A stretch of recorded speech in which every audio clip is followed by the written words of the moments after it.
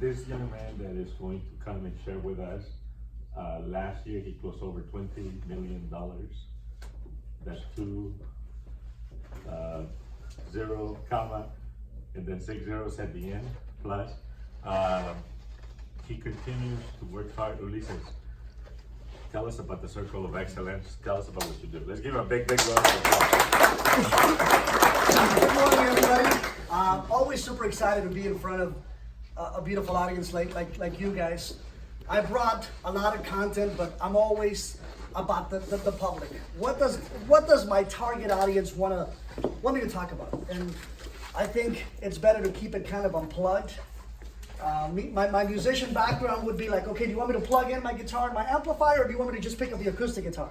This is going to be an unplugged session, so I feel that one of the things that a lot of times separates us from potentially the circle of excellence or taking it to the next level, so to speak, it's our mindset. And we always hear, and Damiano would probably be the first one that will say, there's nothing that you could start without a mindset. So for those of you that are newer in the business, for those of you that are seasoned, top producers, maybe struggling, maybe just got licensed, it's important to be all in. And I'm sure you guys have heard that term. You got to be all in. And a lot of us in the industry have no idea what that is. You got to be all in. Well, what the heck does that mean? Being all in means you're committed 1,000%. A lot of us in real estate, whether you're a lender, whether you're in the real estate side, we have a security blanket. We have something to fall back on.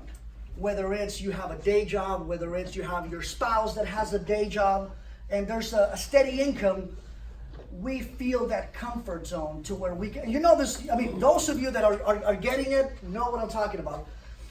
We feel, well, if I close one deal a quarter, I'm okay, it's gravy. To me, it's kind of like that Rocky mentality. There is no tomorrow. And I always like to quote those movies because you have to be all in. Evaluate your business. We're already in October. This is the last quarter of the year. How you begin 2020 will be based on how you end 2019. I'm not here to tell you guys something that you've never heard before. You guys cannot take the foot off the gas pedal. What does that mean? It means look at everything that's happening in your business. Look at your pipeline. I keep hearing over and over that a lot of realtors, and again, in the industry in general, most realtors, most lenders shut it down November, December. Why? Because we assume that nobody buys real estate. Some of my busiest months in my career were October, November, December. Why? Because there was no competition. I was competing with me. So at the end of the day, look at what you're doing and don't take the foot off the gas pedal. Another thing is you gotta be all in. If you have a 9-to-5 job, evaluate what you wanna do. What is your goal?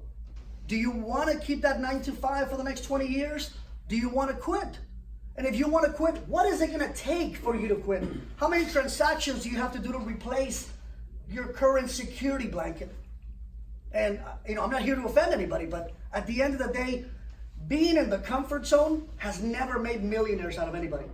And again, I'm not here to offend anybody. I'm just here to drop some potential golden nuggets. Some of you might get it and walk away and be like, wow, something clicked. And some of you are gonna listen to me like I'm speaking a foreign language, and it's perfectly fine. As David, we had David Halpert at the office yesterday, and he said, for those of you that want to get it, I love you. For those of you that don't want to get it, I still love you. It's okay. We are not for everybody. But at the end of the day, you got to evaluate your business, see where you're at. We're on camera. Stop bullshitting yourself and assume that you're great when you're not.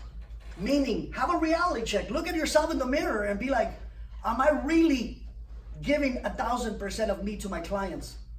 Here's another one. If your clients knew what you're actually doing on a day-to-day basis, would they hire you? That's always a tough one. Because whenever I ask that question, most take a couple of seconds to answer. You shouldn't take a minute to answer. It should be automatic. I ask my agents, even my own agents, If you were to buy or sell a house right now, would you hire yourself? And if there's a slim of hesitation, that means you're not confident about your game. How do you expect the consumer to hire you when you wouldn't even hire you? It's pointless. It starts with a mindset. You gotta believe in you. Most of us don't believe in us. Why? Because we haven't polished our skills. We haven't practiced enough. It's like an athlete, like a sprinter. I used to run track, even though I may not look like I ran track. I did sprints, so it was short distance. 100 meters, 200 meters, 4x100, anyhow.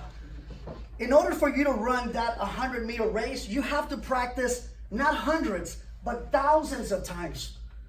We want to get to a listing appointment, and we don't even have a listing presentation. We didn't even pull comps. We don't even have a net sheet. We're going there blindly, hoping and praying that we bullshit ourselves through a sale. That we have a client that's naive enough to hire us.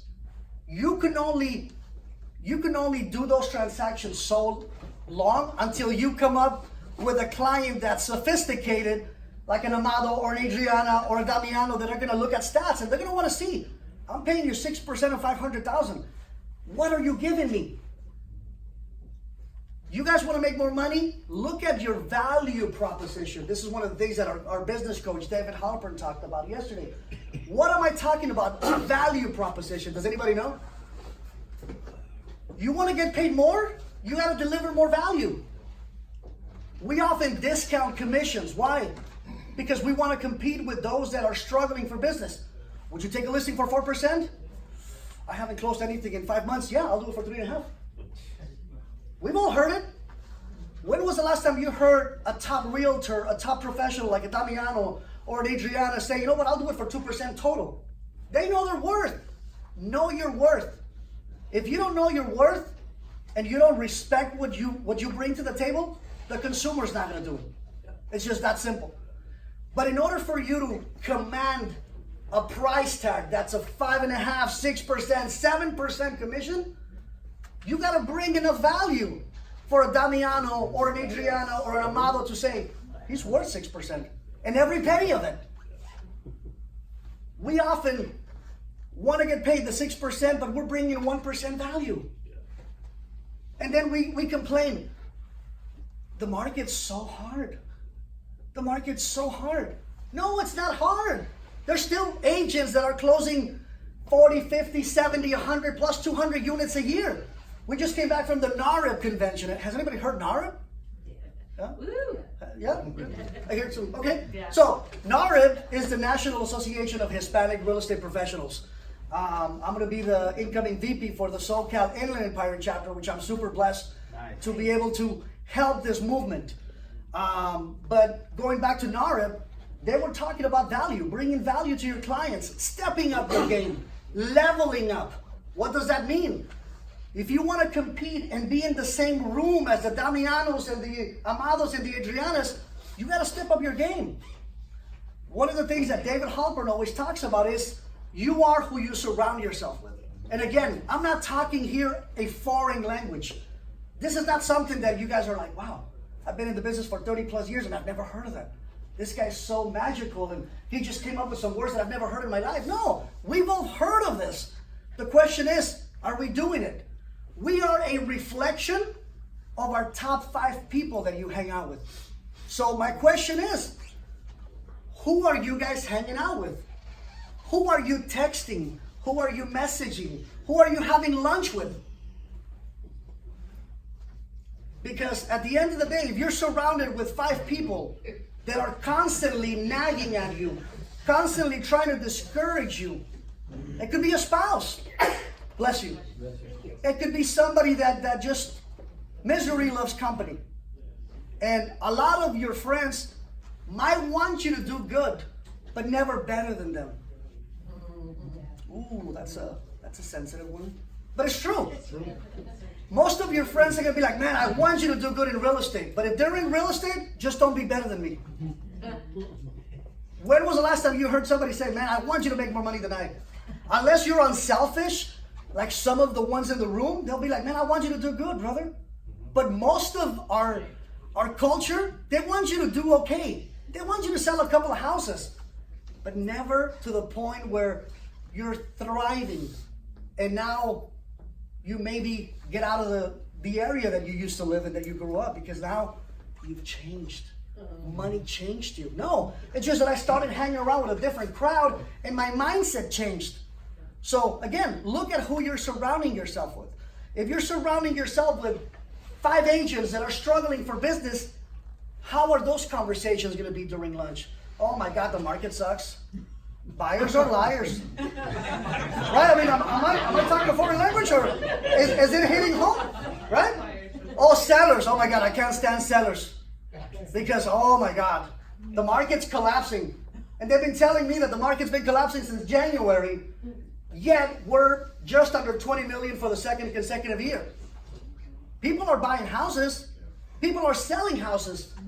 The problem is that they're not doing it with you. Why? Because they don't see the value in you. Here's a basic one.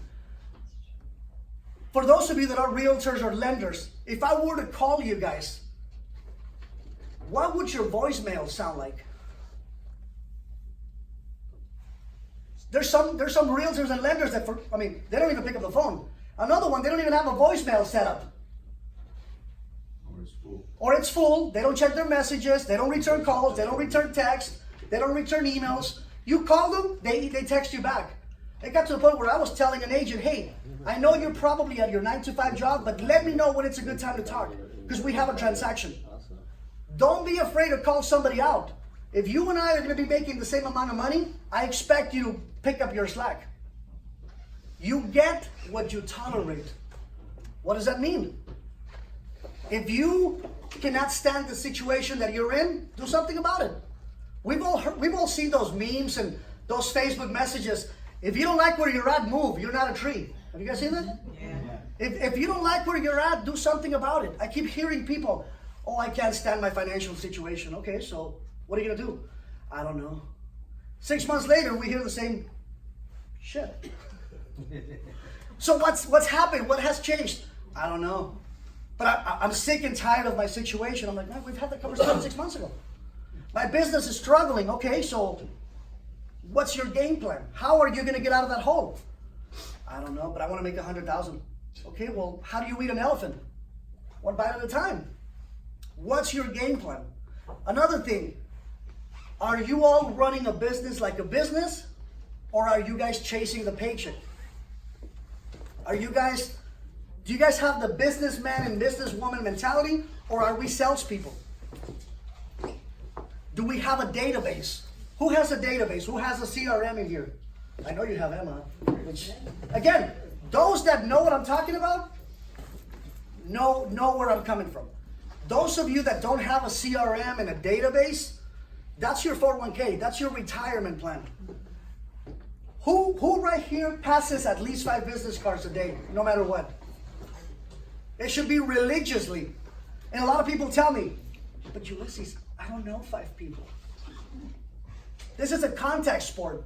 You gotta be talking to everybody that breathes. Is everybody that breathes gonna buy or sell from you? No.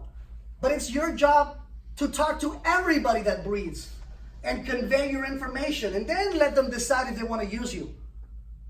When I was closing 40, 50, 60 transactions a year after the market collapsed, and this is without social media, without videos, without an assistant. At one point I had about 30 listings on my own. I was doing my own short sale negotiating. I was passing 20 business cards a day. Yet most realtors cannot pass 5. I was passing them out at the car wash, at the Denny's, at the IHOP, at the dry cleaners, everywhere that I came across. By the way, I'm a real estate agent. If you ever decide to buy or sell, I would love to personally take care of you. Most agents won't do that because it's embarrassing. They're going to think I'm desperate. So we become the silent secret agents. And I tell my agents, unless you work for the CIA, don't tell everybody or anyone what you do, because nobody needs to know. But this is a contact sport. Most people think of the athletes like a Michael Jordan or a Babe Ruth like great athletes, which they were.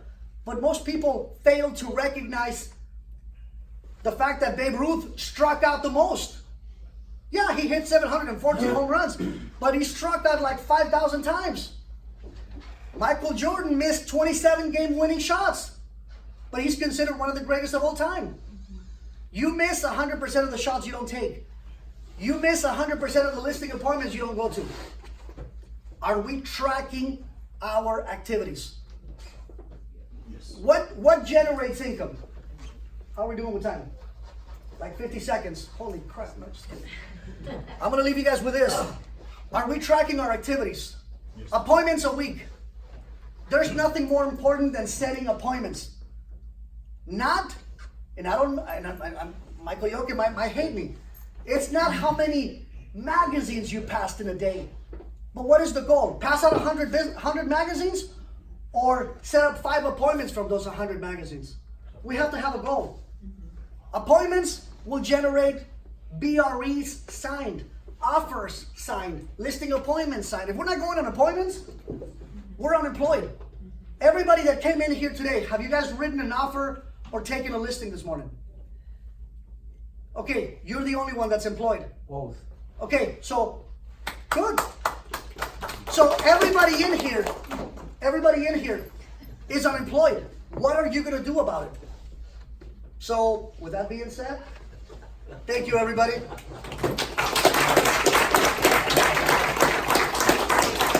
couple of golden nuggets. Was that good or what? That's great. Beautiful. Thank you everybody. You know, I can go out there and offer to take a listing for $100.